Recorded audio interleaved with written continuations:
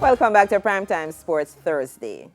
Now, fresh from producing a world-leading 10.85 at the Rome Diamond League last week, reigning Olympic double sprint champion Elaine Thompson-Herah says competing under COVID-19 protocols has come with its challenges. Keon Rayner reports.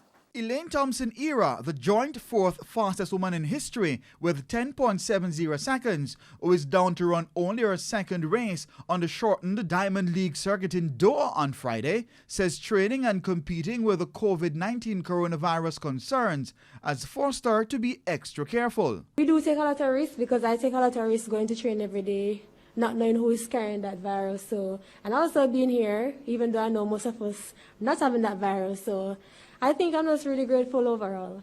Thompson-Herah was quizzed about the experience of competing in empty stadiums. I'm getting to adjust to that because, as sprinters, you normally block everything out. We practice ourselves to block the noise out. So for me, running a stadium without anybody is something normal for me.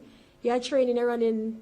Sometimes coach will shout at you that even coach say, lift your knees or swing your hands because you tend to block everything out. You're so focused. With this summer's Olympics being pushed back to 2021. Brain and say, okay, I'm going to get that medal. I just want to take it step by step and day by day because time fluctuates, everything fluctuates. You can run 10.85 today and tomorrow run level 0, where your body goes. So I'm just taking it step by step.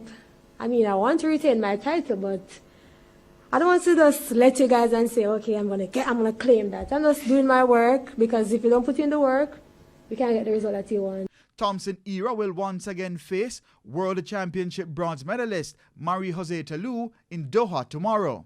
The other Jamaicans down to compete in the Qatari capital are Julian Fort, who will be hoping to dip below 10 seconds in the 100 meters, and the 2018 Commonwealth Games bronze medalist Yannick Thompson in the 100-meter hurdles. Keon Rayner reporting for TVJ Sports.